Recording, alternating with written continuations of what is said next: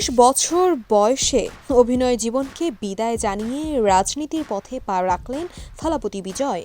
দীর্ঘ ৩ দশকের অভিনয় জীবন, লাইট, ক্যামেরা আর অ্যাকশন, এই ৩ শব্দই ছিল তার নিত্যসঙ্গী। মাত্র ১০ বছর বয়সে শিশু শিল্পী হিসেবে পর্দায় যাত্রা শুরু করেছিলেন জোসেফ বিজয় চন্দ্রশেখর। আজ ৫১ বছর বয়সে এসে ৩৩ বছরের বর্ণাঢ্য ক্যারিয়ারের ইতি টানলেন তামিল সুপারস্টার থালাপতি বিজয়।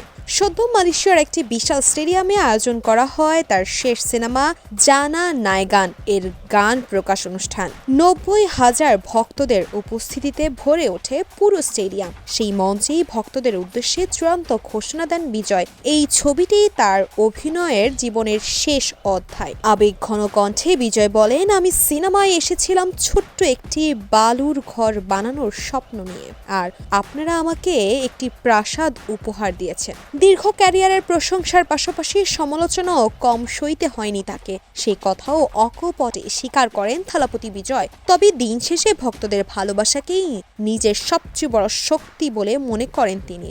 ভক্তদের উদ্দেশ্যে তার অঙ্গীকার, অভিনয়ের ৩৩ বছর আমি আপনাদের কাছ থেকে ভালোবাসা নিয়েছি। আগামী ৩০ থেকে ৩৩ বছর আমি আপনাদের জন্য দাঁড়াবো। এই ঋণ আমাকে শোধ করতেই হবে।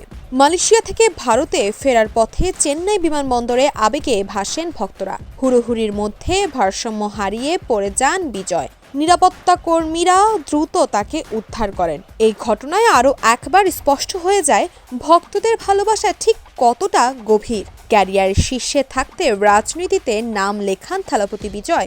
গঠন করেন নিজের দল তামিলাগা ভেট্রি কাজাগম। ২০২৪ সালের অক্টোবরের প্রথম জনসভায় অংশ নেওয়ার পর থেকে তামিলনাড়ুর রাজনীতিতে আলোড়ন তৈরি করেছেন তিনি। ঝলমলে ক্যারিয়ার, আকাশ ছোঁয়া পারিশ্রমিক, সবকিছুকে পাশে সরিয়ে রেখে বিজয়ের এই সিদ্ধান্ত একটাই বার্তা দেন, ভক্তদের ভালোবাসার কাছে আজও মাথা নত থালাপতি বিজয়।